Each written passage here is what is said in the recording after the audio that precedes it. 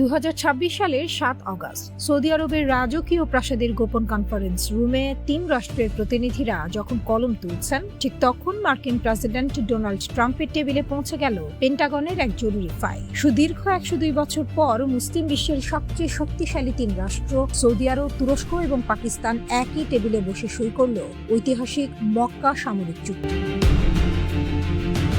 ওয়াশিংটনের ক্ষমতা অলিন্দে এই খবর পৌঁছানো মাত্রই শুরু হলো তীব্র আলোড়ন, কারণ এটি কোনো সাধারণ চুক্তি নয়। ন্যাটোর ধাঁচে তৈরি এই প্রতিরক্ষা চুক্তির মূল শর্তই হলো 3 দেশের যে কোনো একটির ওপর আক্রমণ মানে বাকি 2 দেশের ওপর হামলা। 1000-এর বেশি আধুনিক ফাইটার জেট, 9000 সাঁজোয়া যান, 34টি সাবমেরিন এবং পাকিস্তানের 170টিরও বেশি পারমাণবিক ওয়ারহেড, সব মিলিয়ে এক নতুন সামরিক পরাশক্তির জন্ম হলো চোখের পলকে।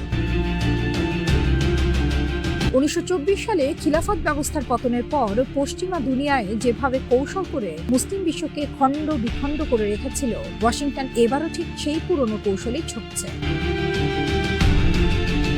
IMF এর ঋণে জর্জরিত পাকিস্তান আর অর্থনৈতিক চাপে থাকা তুরস্ককে ফাঁদে ফেলার জন্য ইতিমধ্যে গোপন চক্রান্ত শুরু করেছে আমেরিকা। ট্রাম্পের লক্ষ্য খুব পরিষ্কার, হুমকি, চাপ আর প্রলোভন দিয়ে এই ত্রিদেশীয় ঐক্যকে বাস্তবায়িত হওয়ার আগেই গুড়িয়ে দেয়া। কিন্তু হিসাব এবার আর এত সহজ নয়। তুরস্কের কাছে রয়েছে ন্যাটোর দ্বিতীয় বৃহত্তম সেনাবাহিনী এবং বিশ্ব কাঁপানো কিজিল এলমা ও টাইকানের মতো পঞ্চম প্রজন্মের স্টেলথ ড্রোন প্রযুক্তি। সৌদি আরবের কাছে রয়েছে বিপুল পেট্রো ডলার ও ওপেকের তেলের দাম নিয়ন্ত্রণের চাবিকাঠি। আর পাকিস্তানের কাছে রয়েছে পরমাণু শক্তি। এই তিনের মেলবন্ধন পশ্চিমের বহু ট্রিলিয়ন ডলারের মারণাস্ত্র ব্যবস্থাকে বড়সড় হুমকির মুখে ফেলে দিয়েছে।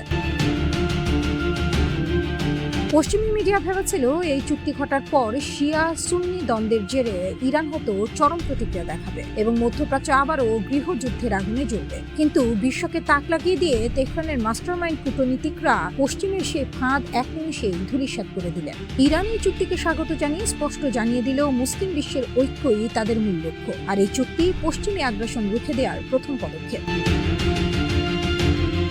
তবে কূটনৈতিক বার্তার পাশাপাশি তেহরান নিজের শক্ত অবস্থান থেকে সৌদি ও তুরস্কের উদ্দেশ্যে ছুড়ে দিল এক কঠিন রাজকীয় হুঁশিয়ারি। শুধু কাগজে কলমে চুক্তি সই করলেই সুরক্ষা আসে না। এতদিন আমেরিকার পায়ে পড়ে থেকেও কি সৌদি নিজেকে নিরাপদ রাখতে পেরেছে? যদি সত্যি সার্বভৌমত্ব চাও, তবে আগে দেশ থেকে আমেরিকান ঘাঁটিগুলো উচ্ছেদ করো। আর তুরস্ককে বলি, ইসরায়েলের সাথে সমস্ত তেল ও অস্ত্রের বাণিজ্য অবিলম্বে বন্ধ করো।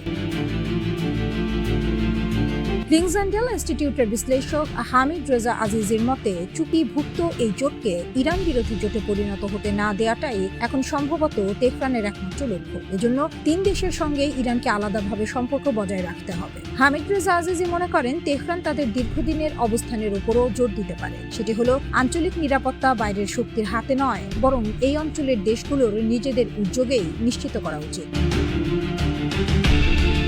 কাতারের জর্জটাউন বিশ্ববিদ্যালয়ের অধ্যাপক মেহরান কামরাভা বলেন, ইরানের নীতি নির্ধারকেরা এই মুহূর্তে এই চুক্তিকে বড় কোনো হুমকি হিসেবে দেখছেন না। বিশেষ করে কঠিন পরিস্থিতির মধ্যেও পাকিস্তান ও তুরস্ক 2 দেশের সঙ্গেই ইরান বন্ধুত্বপূর্ণ সম্পর্ক বজায় রেখেছে।